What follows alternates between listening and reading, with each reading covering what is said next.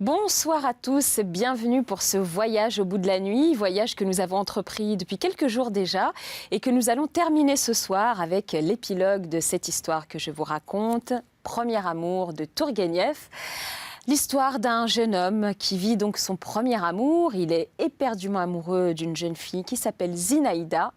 Or, Zinaïda a beaucoup de prétendants et notre jeune homme est jaloux. Il veut savoir qui est amoureux de Zinaïda ou plutôt de qui Zinaïda est-elle amoureuse. Donc, attendez la suite.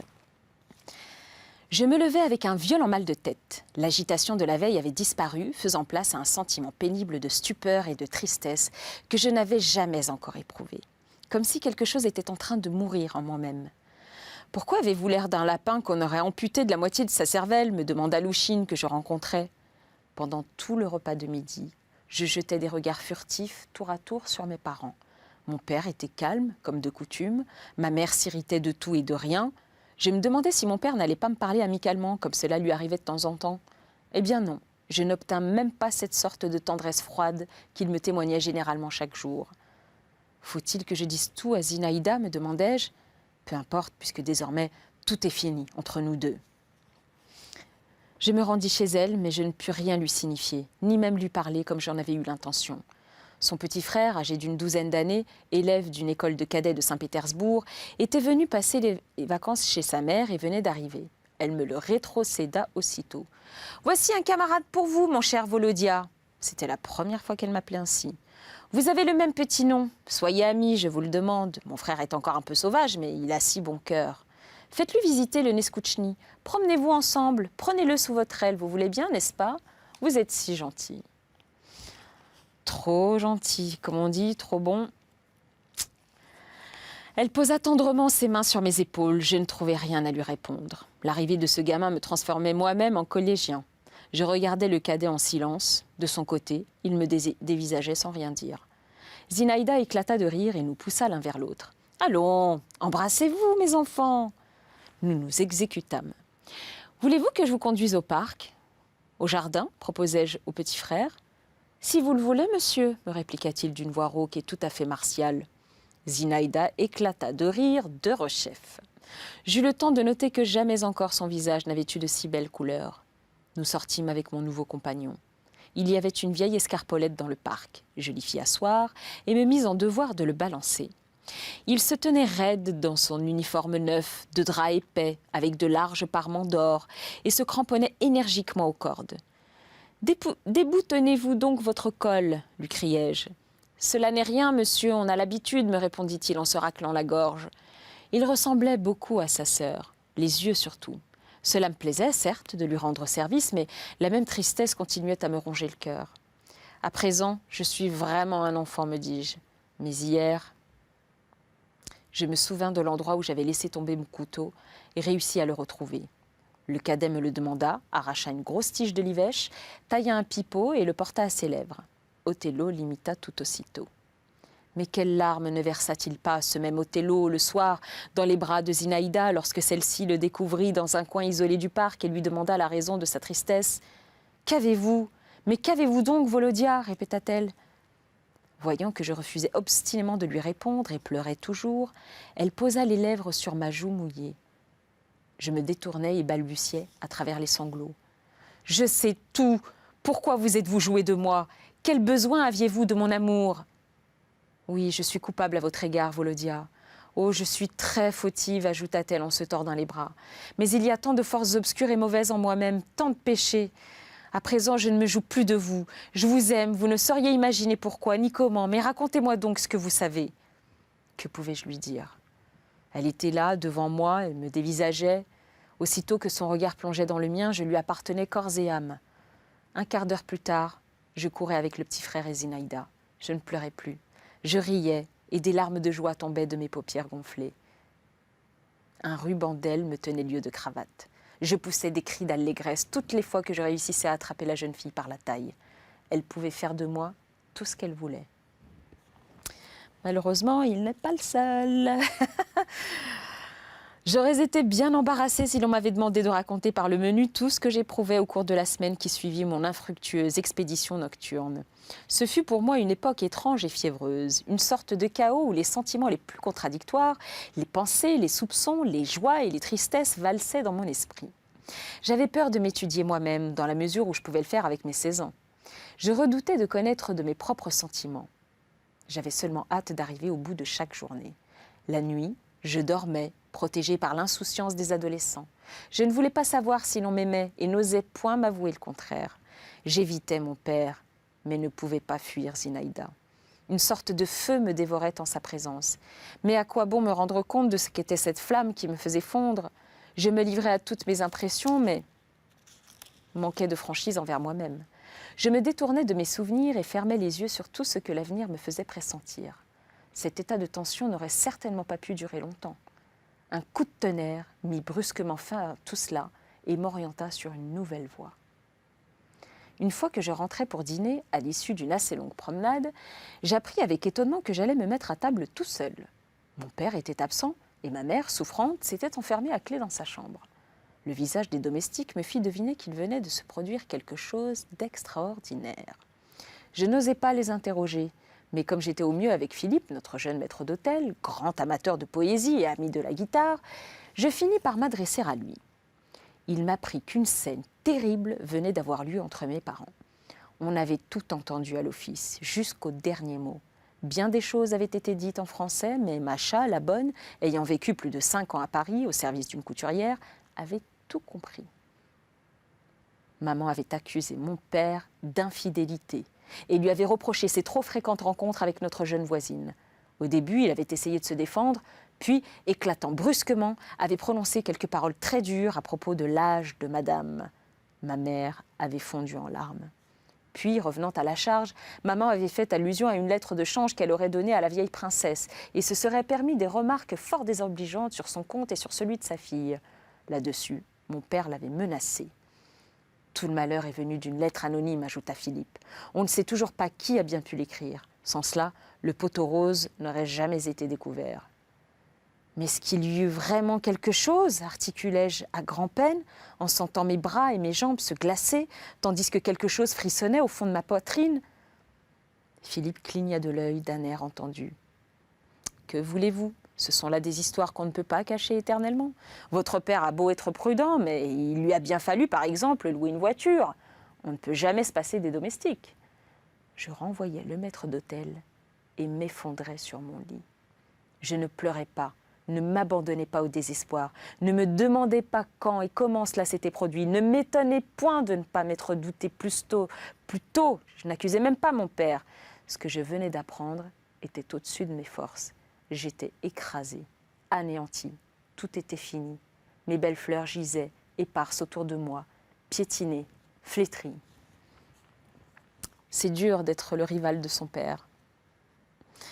Le lendemain, maman annonça qu'elle retournait en ville.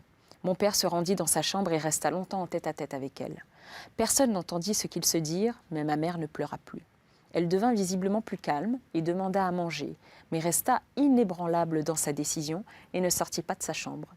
Tout le jour, j'errais, obnubilée, mais ne descendis pas au jardin et évitais de regarder une seule fois dans la direction du pavillon. Le soir, je fus témoin d'un événement extraordinaire. Mon père reconduisait Malevski dans le vestibule en le tenant par le bras et lui déclara d'une voix glaciale devant les domestiques. « Il y a quelques jours, on a montré la porte dans certaines maisons à votre Excellence.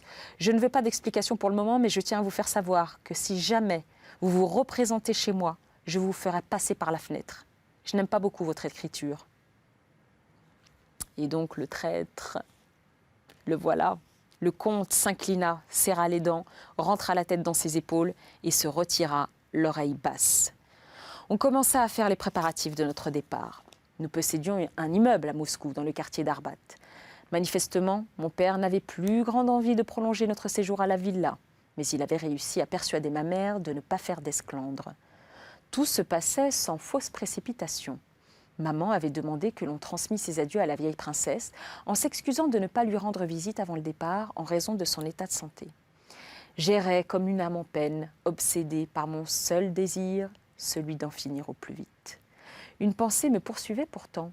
Comment se faisait-il qu'elle, une jeune fille et de plus une princesse, eût été capable de se décider à cela, sachant que mon père n'était pas libre et que, d'un autre côté, Belovzorov s'offrait à l'épouser? Sur quoi avait-elle compté? Comment n'avait-elle pas craint de gâcher son avenir? C'est bien cela le véritable amour, la vraie passion, le dévouement sans bornes, me disais-je. Je me souvins d'une phrase de Louchine. Il est des femmes qui trouvent de la douceur dans le sacrifice. J'aperçus une tache blanche à la croisée d'en face. Zinaïda, c'était bien elle. Je n'y tins plus. Je ne pouvais pas me séparer d'elle sans un dernier adieu.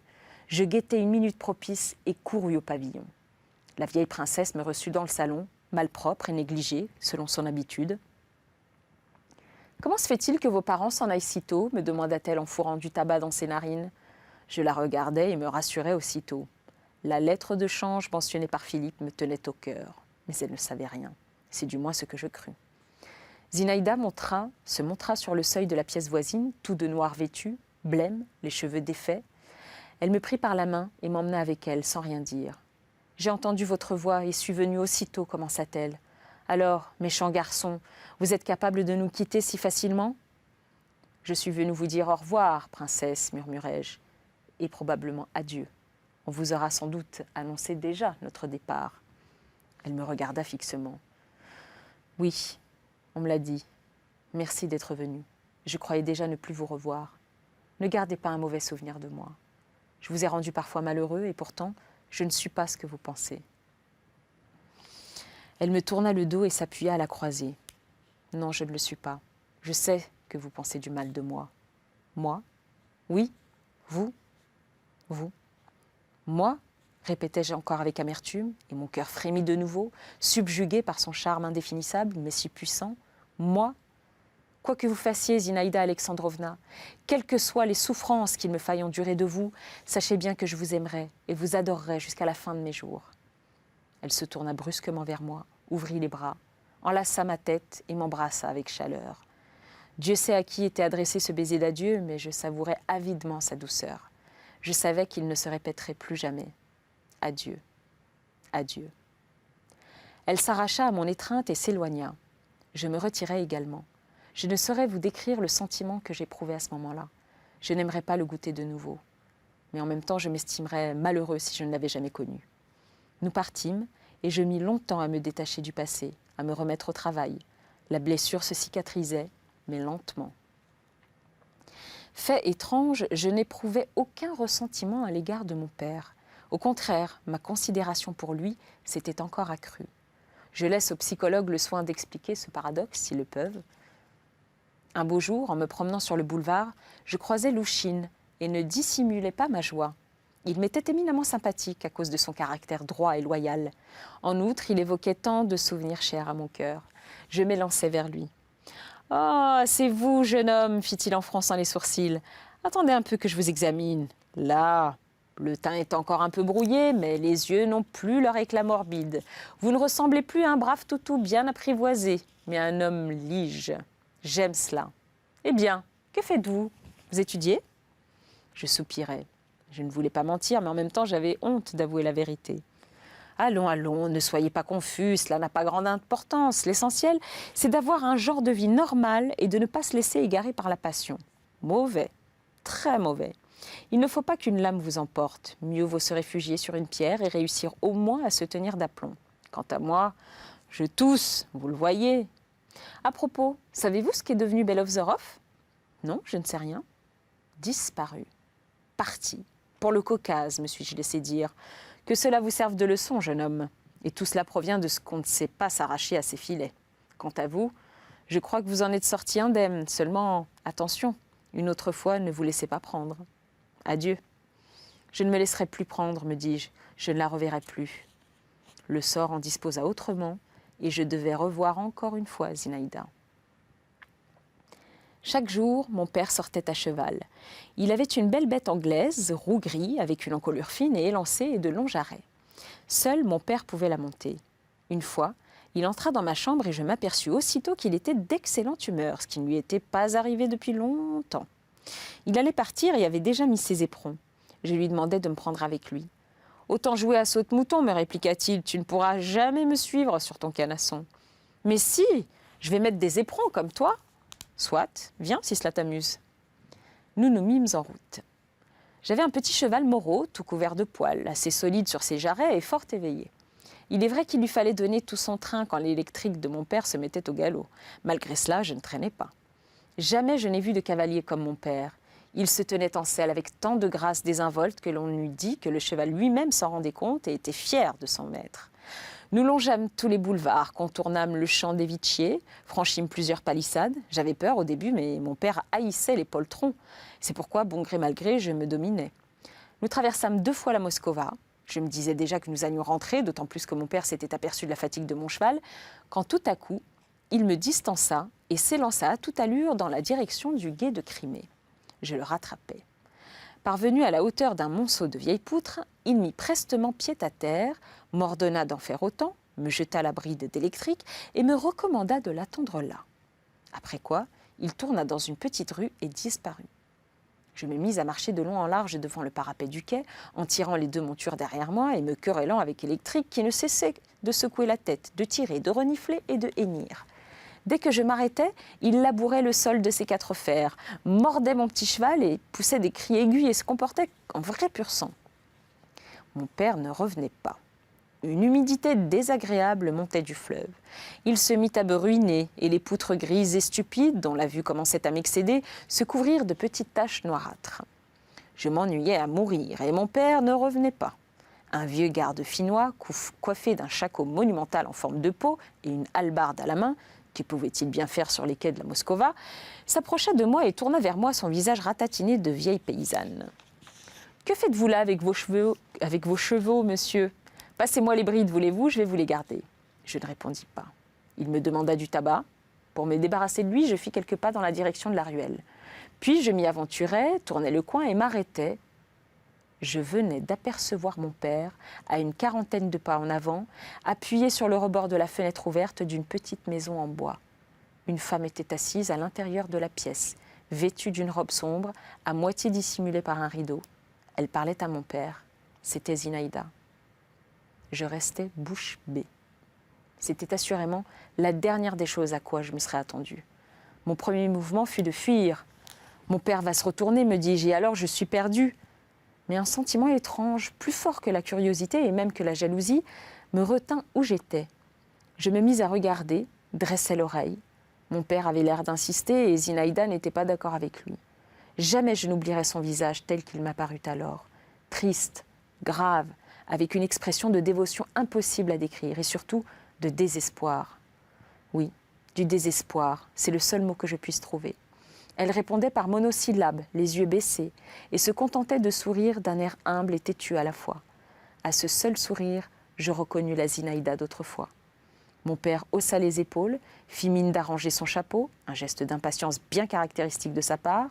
Ensuite, j'entendis « Vous devez vous séparer de cette… » Zinaïda se redressa, étendit le bras, et il se produisit alors une chose incroyable. Mon père leva brusquement sa cravache, avec laquelle il fustigeait les pans poussiéreux de sa veste, et cingla violemment le bras de la jeune fille, nue jusqu'au coude. J'eus peine à retenir un cri. Zinaïda tressaillit, regarda mon père en silence, porta lentement sa main à ses lèvres et baisa la cicatrice rouge. Mon père jeta la cravache, monta en courant les marches du perron et bondit à l'intérieur de la maison. Zinaïda se retourna, étendit les bras, rejeta la tête en arrière et disparut. Effrayé et stupéfait, je m'élançai, traversai la ruelle, faillis laisser partir Électrique et me retrouvai enfin sur le quai. Je savais bien que mon père, malgré son calme et sa retenue, était sujet à ces accès de rage. Néanmoins, je n'arrivais pas à comprendre la scène dont j'avais été témoin. Au même instant, je compris que jamais je ne pourrais oublier le geste, le regard, le sourire de Zinaïda, que son nouveau visage ne s'effacerait pas de ma mémoire. Je contemplais le fleuve comme un automate et ne m'apercevais pas des larmes qui coulaient sur mes joues. Je pensais, on la bat. Eh bien, donne-moi mon cheval, cria mon père derrière moi. Machinalement, je lui remis les brides. Il sauta en selle sur Électrique. Le cheval, transi de froid, se cabra et fit un saut de 3 mètres. Mon père le maîtrisa rapidement, lui laboura les flancs avec ses éperons et le frappa au cou avec son poing. Dommage que je n'ai pas de cravate, marmotta-t-il. Je me souvins du sifflement de la cravache tout à l'heure. Qu'en as-tu fait, me risquai-je à lui demander après un silence. Il ne répondit rien, me devançant, mit son cheval au galop. Je le rattrapai. Je tenais absolument à voir son visage. « Tu t'es ennuyé sans moi ?» fit-il en serrant les dents. « Un peu. »« Où as-tu perdu ta cravache ?» lui demandai-je de nouveau. Il me jeta un rapide coup d'œil. Je ne l'ai pas jetée. Je ne l'ai pas perdue. Je l'ai jetée. Il baissa la tête, rêveur, et pour la première fois, je m'aperçus combien de tendresse et de douleur pouvaient exprimer ses traits austères. Il repartit au galop, je ne parvins plus à le rejoindre et rentrai à la maison un quart d'heure après nuit. C'est donc cela l'amour, me disais-je, la nuit, installé devant ma table de travail où livres et cahiers avaient fait leur réapparition. C'est cela la vraie passion. Peut-on ne pas se cabrer, ne pas se révolter, même si l'on adore la main qui vous frappe? Il faut croire que oui, quand on aime vraiment. Et moi, imbécile que j'étais, j'imaginais que... J'avais beaucoup mûri depuis un mois, et mon pauvre amour, avec toutes ses inquiétudes et ses tourments, me sembla bien petit, bien puéril, bien mesquin devant cet inconnu que j'entrevoyais à peine, devant ce visage étranger, séduisant, mais terrible, que je tâchais vainement de discerner dans la pénombre. Je fis cette nuit-là un rêve singulier, effrayant. Je pénétrais dans une pièce basse et sombre. Mon père était là, armé de sa cravache, et tapait du pied. Blottie dans un coin, Zinaïda portait une raie rouge, non plus au bras, mais au front.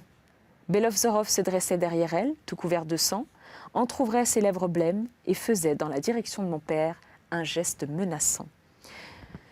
2 mois plus tard, j'entrai à l'université, et encore 6 mois après, mon père mourait d'une attaque d'apoplexie, à Saint-Pétersbourg, où nous venions de nous installer tous.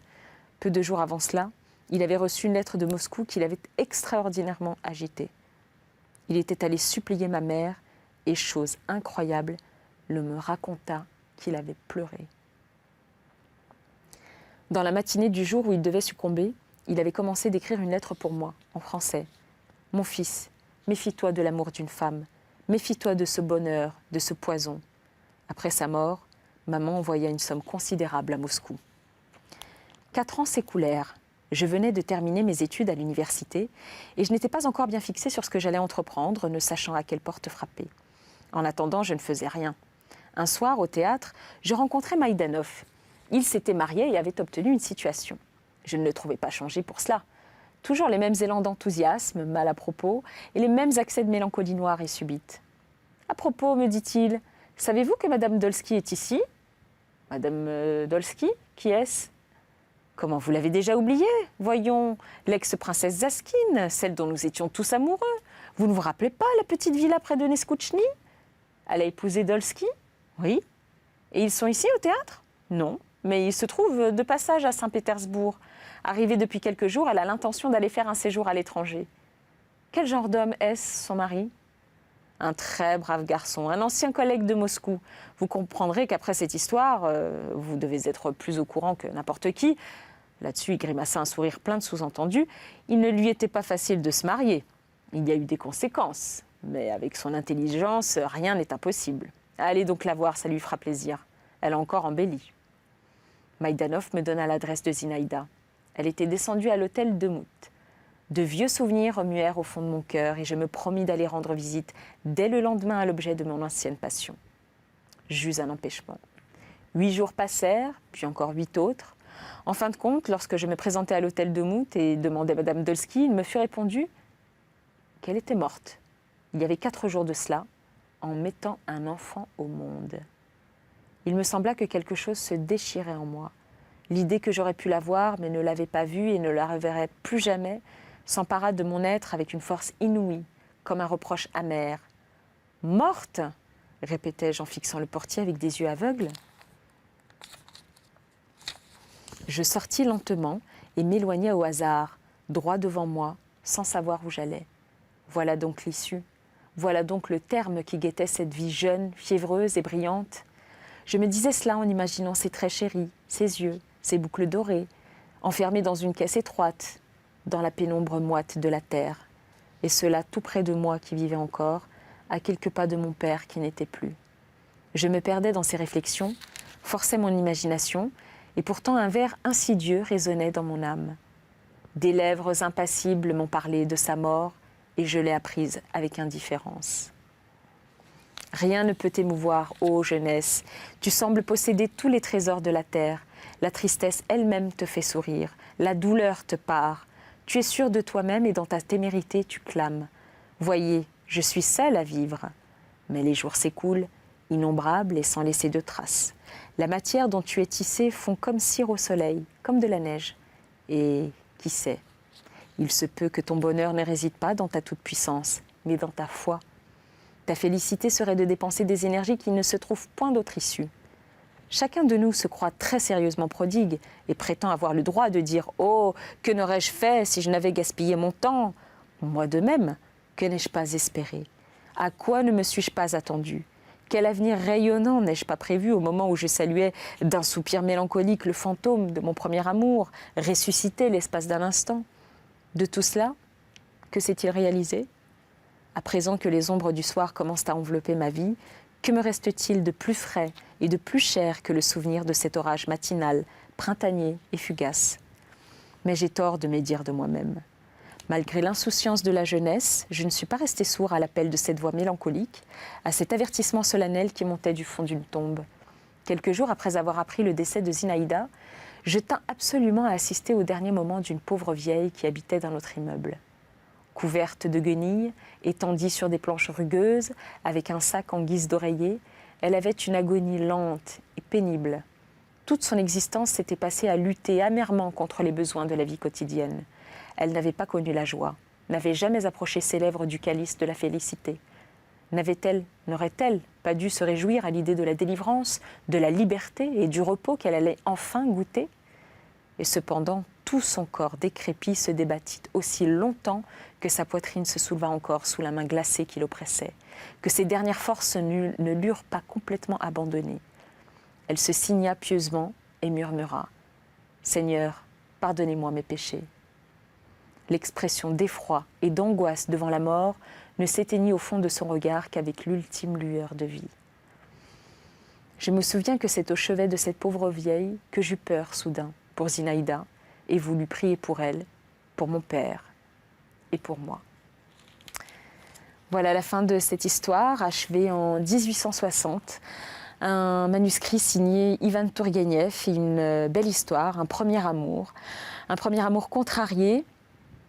Voilà, mais tous les protagonistes ou presque sont morts, il ne reste plus que le narrateur qui nous racontait cette histoire. Merci à vous d'avoir suivi ce premier amour. J'étais ravie de faire ce voyage au bout de la nuit avec vous. Et peut-être à bientôt. Au revoir.